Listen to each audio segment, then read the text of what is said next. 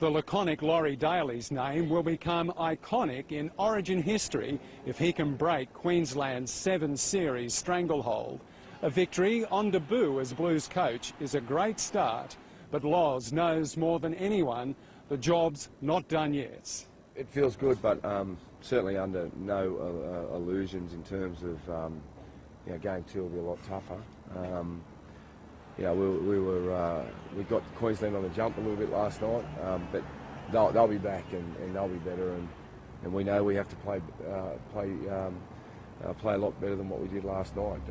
They're a different animal up there, and their crowd behind them, they'll be tough.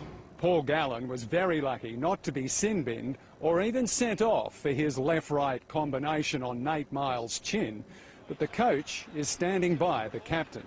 I didn't think there was too much in it. As I said before, it's Origin. I think if you ask Queensland, they would say the same thing. And for us, I've got no qualms.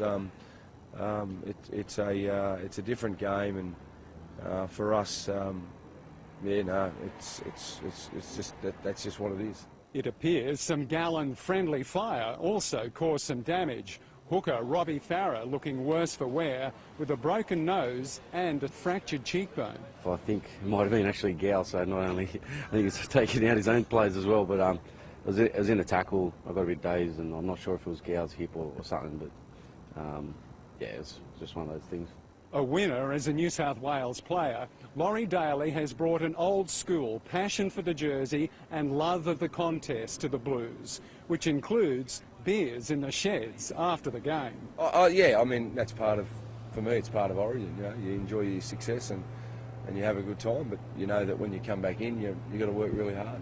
It's beer now, but there's a taste for champagne in this New South Wales team. Bring on Origin 2.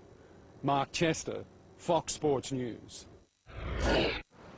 Australia's only individual gold medalist at the 1980 Olympics was a young swimmer who jumped huge hurdles. Touching the wall in the 800, the first gold medal for Australia. The country reunited. Just what had divided the country requires a quick history lesson, so stay with me. Moscow, July 19th, 1980.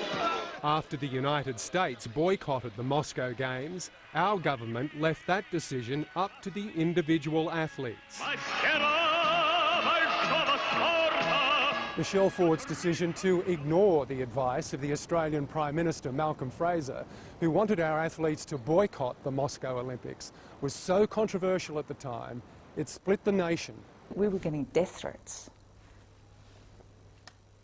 We had to sneak out of the country to go into a training camp, unknown site, so that no one could find us.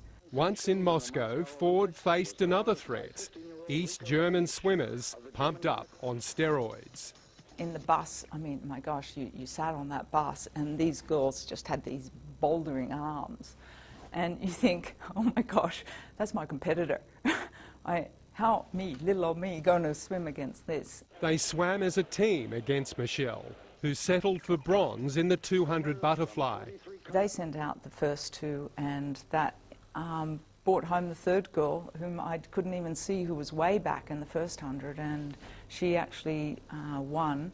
In the 800 freestyle, Ford freed her mind of doubt and came out with precious gold. You can't go into a race thinking, they're on drugs, I'm not, they're doing this, I'm not. That you can't, you will never win in that way. So it was a matter of focusing on me, utilising everything that I knew to get over the line on it. When that national anthem played, because we were also debating whether we were even going to have the national anthem, when that played, that was it. Even then, there were some who questioned whether Michelle Ford would have beaten her great Australian rival, Tracy Wickham, who chose to boycott Moscow. We got telegrams back then, and the telegram saying that I'm going to kill you. That was bigger than Tracy. and it's a pity that Tracy didn't go to the games, but she had her own reasons. Having been in college in the US, you decided you would come out of retirement to compete in the '84 Olympics. In my heart, I wanted to defend my Olympic. I was dreaming that I was standing up on that dais again. However, an injured Ford finished second at the trials outside the qualifying time, even when the sports minister intervened and Michelle easily qualified in an individual time trial.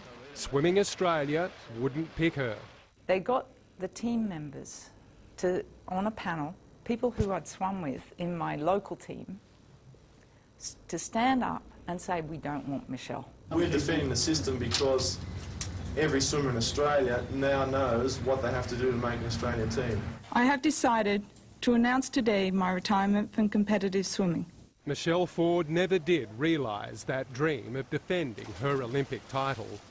Your extraordinary experiences surely stand you in good stead to advise the current crop.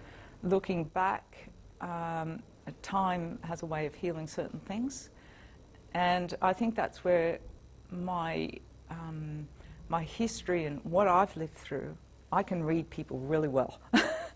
And I can help a lot of people to encourage athletes to look beyond their sporting career in the Athlete Career Program, and working with the World Olympians Association to contribute back to sport and help the next generation.